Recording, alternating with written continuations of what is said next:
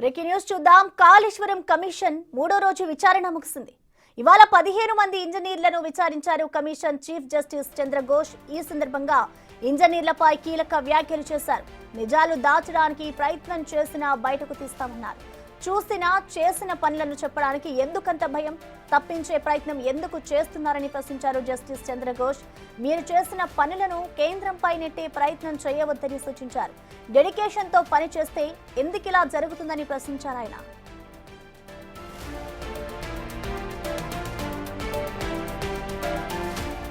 ఈ రోజు hydrology department కు సంబంధించిన ఇద్దరు సిఈలతో కలిపి దాదాపు 90 మంది ఇంజనీర్లను విచారించింది కాళేశ్వరం కమిషన్. సుందిల్లా, అన్నారం బ్యారేజీల ఏఈఈ, ఎస్సీ, డిఈలను విచారించింది కమిషన్. సోమవారం నుంచి తిరిగి కమిషన్ విచారణ ప్రారంభం కానుంది.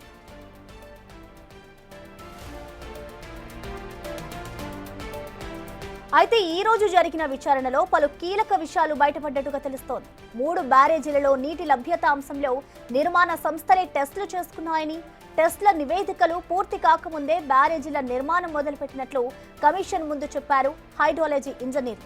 అంతేకాదు అన్నారం, సుందిల్ల బ్యారేజీలలో లొకేషన్స్ మార్పులు జరిగినట్లుగా వివరించారు. అయితే అఫిడవిట్లో చెప్పిన చేర్చిన అంశాలు ఫీల్డ్లో కనిపించడం లేదని, ఇంజనీర్లు డెడికేషన్తో పనిచేస్తే ఎందుకు బ్లాక్స్ దెబ్బతిన్నాయి, కొట్టుకుపోయాయని ఇంజనీర్లను ప్రశ్నించింది కమిషన్.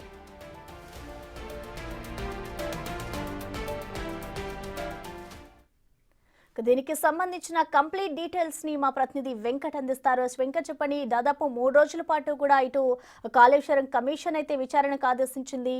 ఇటు ఇంజనీర్లను ఇప్పటి వరకు చేసిన విచారణలలో అసలు అధికారులు ఎలాంటి విషయాలని వాళ్ళు బయటకు తీసుకొచ్చారు, మొత్తంగా వాళ్ళ దగ్గర ఉన్న డేటాకి సంబంధించిన డీటెయిల్స్ ఏంటి వెంకట్? ప్రసన్న, 3వ రోజు కాళేశ్వరం కమిషన్ విచారణ ముగిసింది. ఇవాళ దాదాపు 15 మంది అధికారులను విచారించింది. ఈ 3 రోజుల పాటు మొదటి రోజు 18 మంది, నిన్న ఒక 16 మంది, ఇవాళ ఒక 15 మందిని విచారించిన కమిషన్ కీలక డేటా సేకరించింది. ఈఈఈ నుంచి డిఈఈ, అట్లనే ఎస్సీలు, సిఈలు వీళ్ళందరినీ కూడా విచారణ చేపట్టి కీలక డేటా సేకరించింది. ఇవాళ మరో 15 మందిని విచారణ చేపించినటువంటి నేపథ్యం ఉంది.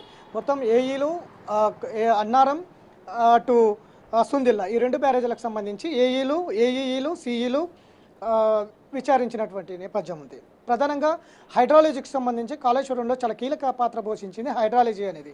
హైడ్రాలజీకి సంబంధించి 3 అధికారులను ఇవాళ విచారించింది. అందులో శంకర్ నాయక్ ఈయన సిఈగా పనిచేస్తున్నారు హైడ్రాలజీకి సంబంధించి కాళేశ్వరం ప్రాజెక్టు నిర్మాణంలో హైడ్రాలజీ అనేది భూగర్భ జలాల సంబంధించిన అంశం. అక్కడ వాటర్ ఎంత ఉంటుంది, ఎంత ఫ్లోటింగ్ వస్తుంటుంది, అక్కడ వాటర్ నిల్వ ఎంత ఉంటుందనే దాని మీద కీలకంగా హైడ్రాలజీ ఇంజనీర్లు పరిశోధన చేస్తారు. కానీ ఇక్కడ ఈ కాళేశ్వరం విచారణలో మాత్రం కొన్ని కీలక అంశాలు బయటపడుతున్నాయి. కేంద్ర సిడబ్ల్యూసి సెంట్రల్ వాటర్ కమిషన్కి సంబంధించిన ఆధీనంలో ఒక హైడ్రాలజీ డిపార్ట్మెంట్ ఉంటుంది. తెలంగాణకు సంబంధించిన ఒక హైడ్రాలజీ డిపార్ట్మెంట్ ఉంటుంది. సెంట్రల్ హైడ్రాలజీ రాష్ట్ర ప్రభుత్వం, గత బీఆర్ఎస్ ప్రభుత్వం ఇరిగేషన్కి సంబంధించిన డిపార్ట్మెంటు సెంట్రల్ హైడ్రాలజీ డిపార్ట్మెంట్కు అప్పీల్ చేసుకున్నది. ఇక్కడ వాటర్ నిల్వ ఉంది, ఇక్కడ మాకు అనుమతులు ఇవ్వాలి హైడ్రాలజీకి సంబంధించింది అని. అప్పటికే తుమ్మిడిహెట్టి నుంచి మేడిగడ్డకు ప్రాజెక్టు లొకేషన్ మార్చిన తర్వాత కూడా సెంట్రల్ సిడబ్ల్యూసికి సంబంధించిన హైడ్రాలజీ విభాగం అక్కడ నీటి నిల్వ, మేడిగడ్డ దగ్గర నీటి నిల్వ ఉంది, ఫ్లోటింగ్ ఎంత, ఫ్లోటింగ్ వచ్చినప్పుడు ప్రాజెక్టు నిర్మాణం వైఫల్యం చెందకుండా ఉంటుందా, గేట్లు మూస్తే ఏ విధంగా ఉంటుంది, గేట్లు తెరిస్తే ఏ విధంగా ఉంటుంది, వాటర్ ఫ్లోటింగ్ అనే దాని మీద అనేది పూర్తి స్థాయిలో అనుమతులు ఇచ్చింది. కానీ రాష్ట్రానికి సంబంధించిన హైడ్రాలజీ డిపార్ట్మెంట్ మాత్రం ఇందులో జీరో, అంటే ఇక్కడ ఇట్లా ఎలాంటి ఇన్వెస్టిగేషన్ చేయలేదు. అక్కడ నీటి సాంద్రత ఎంత ఉంటుంది, నీరు ఏ విధంగా ఉంటుంది అక్కడ భూగర్భ జలాలకు సంబంధించి మేడిగడ్డ దగ్గర అనే అంశంలో ప్రాజెక్టు నిర్మాణం తర్వాత అధికారులు అక్కడికి వెళ్ళినారు. ప్రాజెక్టు నిర్మాణం తర్వాత అధికారులు అక్కడికి వెళ్ళి అక్కడ నీటి శాతాన్ని టెస్ట్ చేసిండ్రు. అంటే ఇంత వైఫల్యం ఉంది ఇక్కడ. రాష్ట్ర అధికారులు అక్కడికి ఎందుకు పోలేదు? కనీసము ఇక్కడ సిఈగా ఉన్నారు ఆయన, సిఈ కూడా వాట్ ఈజ్ డిజైన్ ఫ్లడ్ అంటే కూడా సమాధానం చెప్పలేని పరిస్థితుల్లో అధికారులు ఉన్నారు. గత ప్రభుత్వం ఆదేశాలు మాత్రమే పనిచేసినాయి. ఇక్కడ ప్లానింగ్ లేదు, డిజైనింగ్ లేదు, ఏది లేదు అనేది స్పష్టంగా అధికారుల నుంచి మనకు అర్థమవుతున్నటువంటి నేపథ్యం. What is design flood? ఒక 5 క్వశ్చన్లకు దాదాపు 2 గంటల సమయం తీసుకున్నాడు అధికారి. దాంతోపాటు what is water availability study and what is the purpose, అంటే అక్కడ వాటర్ అవైలబిలిటీ ఎంతవరకు ఉంటుందని మీరు స్టడీ చేసిండ్రు, ఏ పర్పస్ కోసం చేసిండ్రు, ఇట్లాంటి అంశాల్లో స్పష్టత లేదు అధికారుల దగ్గర, కనీసం రికార్డ్స్ కూడా లేవు. టెక్నికల్ సంబంధించిన అంశంలో కావచ్చు, క్వాలిటీ కంట్రోల్కి సంబంధించిన అంశంలో కావచ్చు, ఇటు వాటర్కి సంబంధించిన అవైలబిలిటీ అసలు ఎన్నిసార్లు పోయిండ్రు, ఇట్లా రికార్డ్ బుక్స్ కూడా లేవు. చాలా మటుకు రికార్డ్ బుక్స్ మిస్ అయినాయి. కీలక డిపార్ట్మెంట్లకు సంబంధించి క్వాలిటీ కంట్రోల్ డిపార్ట్మెంట్కి సంబంధించి రెగ్యులర్ రికార్డ్ బుక్స్ లేవు, అవి మిస్ అయినాయి.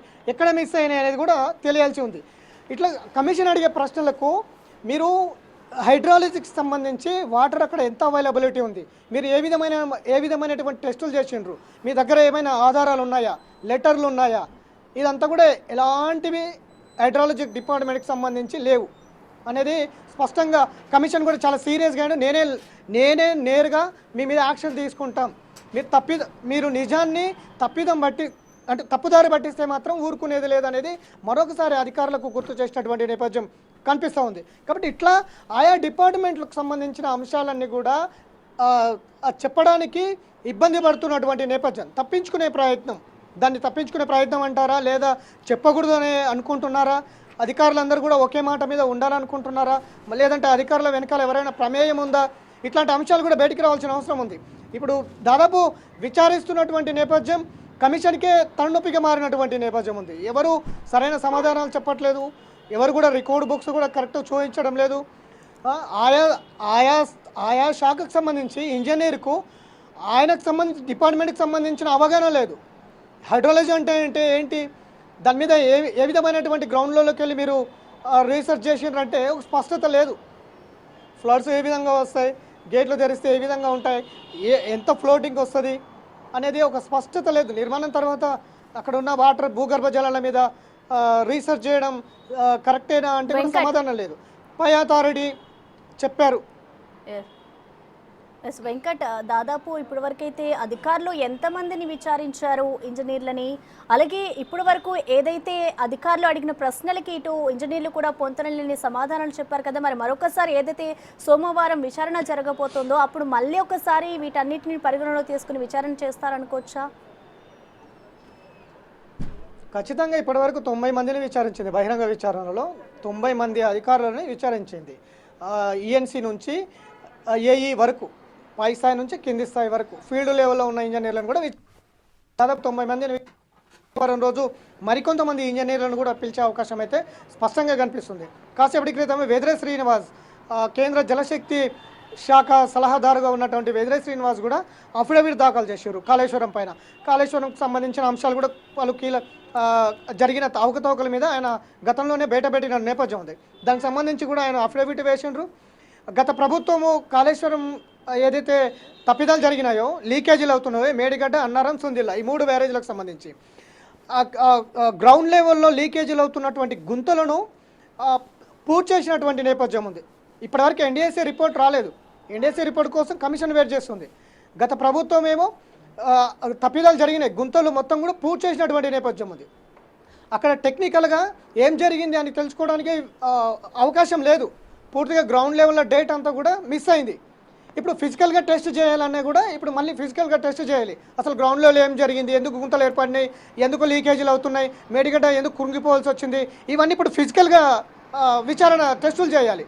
ఎందుకంటే గ్రౌండ్ లెవెల్లో పూర్తిగా దాన్ని ఆ డేటా అంతా కూడా పూర్తిగా మూసేసినటువంటి నేపథ్యం, అది ధ్వంసమైన ఆ డేటా ఇప్పుడు లేదు. ఇప్పుడు ఆ పూర్తి స్థాయిలో కాళేశ్వరం పైన పూర్తి స్థాయిలో నివేదిక ఎన్డీఎస్ఏకి పంపిస్తే ఎన్డీఎస్ఏ 3 నెలల్లో నివేదిక పంపిస్తుంది. కానీ గత ప్రభుత్వం అది చేయలేదు. ఎక్కడైతే లీకేజీలు అయినావో అవంతా కూడా పూర్తి చేసే పనిలో ఉంది, బయటికి రాకుండా. కాబట్టి ఇదంతా కూడా జరిగింది అనేది వెదిరే శ్రీరామ్ చెప్తున్నారు. అంటే ఇదంతా ఒక ప్లాన్డ్ ప్రకారంగా జరిగిందనేది కూడా స్పష్టమవుతుంది. కాళేశ్వరం పైన కేవలం ఒక సోషల్ మీడియా వేదికగా గ్లోబల్ ప్రచారం చేసుకున్నారు. పదే అదే చెప్పిన వల్లనే అట్లా జరిగిందనేది కూడా విశ్లేషకులు చెప్తున్నటువంటి మాట. కాబట్టి ఇదంతా కూడా మరొకసారి రివ్యూ చేసే అవకాశం అయితే కనిపిస్తుంది. పూర్తి స్థాయిలో అందరు అభిప్రాయాలు చెప్తున్నారు. ఒక ఫాల్స్ ప్రాజెక్టు ఎవరు చేయమని నియమ నిబంధనలు లేకుండా ఒక ఫాల్స్ ప్రాజెక్టును కట్టారనేది కూడా అధికారులు నేరుగా చెప్తున్నారు అభిప్రాయాలు కమిషన్ ముందర. కాబట్టి ఇప్పటి వరకు 90 మందిని విచారించింది. సోమవారం నుంచి మరికొంతమంది విచారణ చేసే అవకాశం అయితే స్పష్టంగా కనిపిస్తుంది.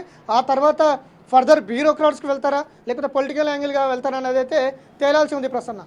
Okay Venkat, thank you.